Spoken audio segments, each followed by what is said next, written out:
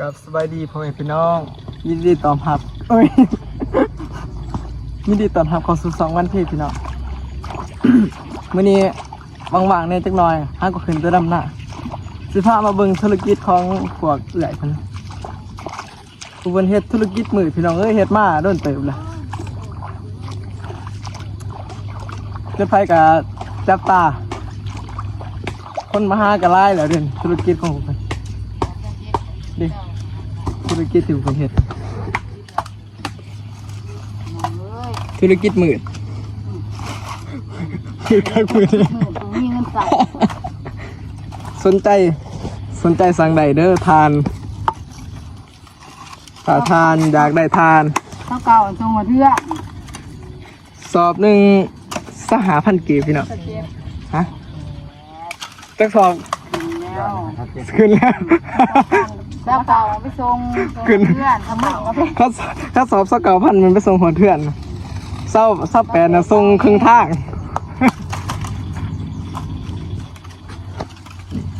ธุรกิจเล็กๆน้อยๆก็ได้ซื้อเหล็กซื้อเบอร์อยู่มันซื้อกินนะไปทานซีรีส์ได้มีเลเกเต็นอย่างแซ่แล้วจะเป็นนาเรือมันแซงกันเปิดไปได้แซงกันท่านมหากินต่อไปอะไรมือแรกนี่มือแรกเอาซีละละเอาไปนี่แล้วไปแรงก็ซีละละก้าวไปเฉลยที่สอบมานะสอบแน่นี่คือพวกใส่เลยถูกเพียงนี่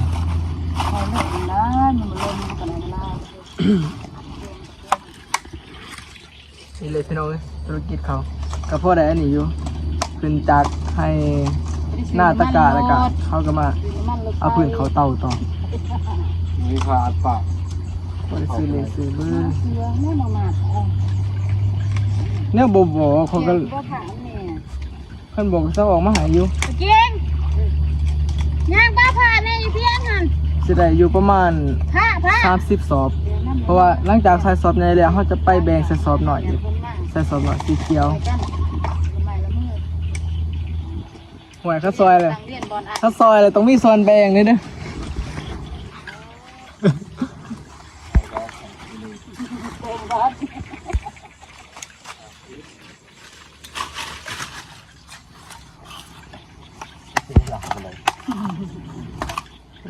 นี่เด้อพาอยากเห็นแบบเต่าซุ้มทานแบบสมัยเก่าเนาะบ่เป็นสมัยใหม่เพื่อเพื่อนเต็มเต่าสุ่มนี่เขาจะดังไฟวางนี่จู้ไฟวางนี่เวลาหาพื้นใส่แล้วเอาพื้นใส่เต็ม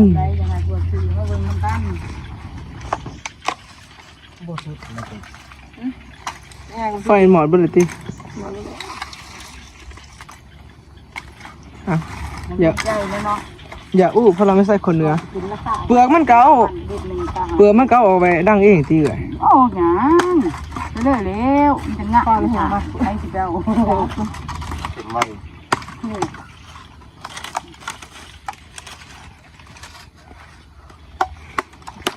สิ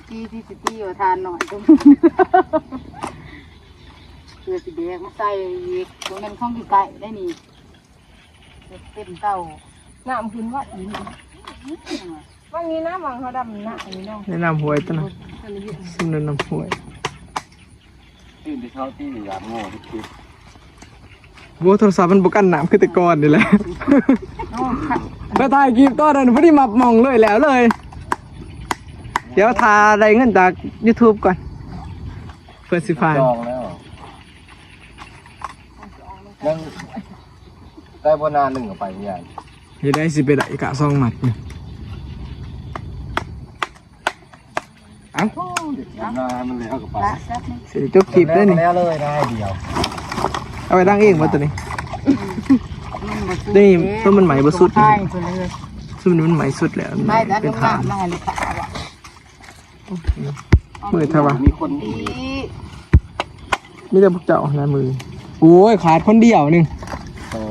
ไผ่ลุงขวัญนี้แล้วก็ด ต้องดัน โอ้แสงเห็น คน ผ นอ ม น แล้วก็แล้วแต่ว่าอย่าให้มันแล้วมันนี่มือนั่นสิเดี๋ยว มันสิ้นไปเสีย มันคืนกินตะกาเขาดิไม่เคยเลย เฮาบ่ได้ซ้ำเฮาบ่ได้ซ้ำที่จริงแล้วบ่เป็นหยังดอกมันสิ้นก็เพราะเฮาบ่ได้ซ้ำหน้าเฮาก็ยังไปถุง ยังเป็นพงอยู่ เจ้าจะใช้บ้าได้เว้ยมาคล ลุงใส่บาตรใส่แฟ เขาดำตัวแรกกระไรเชิงกระไรดำมาเดี่ยวค่ะต่อยต่อยกลางลงดำน้ำกัน ำพ่อหรือเกี่ยว นี่มาอันนี้เอื้อยเพิ่นอินเดียเขากินเอื้อยเอื้อยมาอันนี้นี่มันใครเคยกินบ่พี่น้องนี่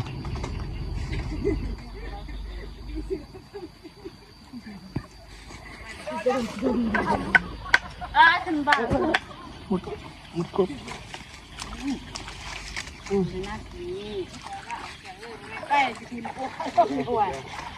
นี่แม่นหน้าทงที่2พี่น้อง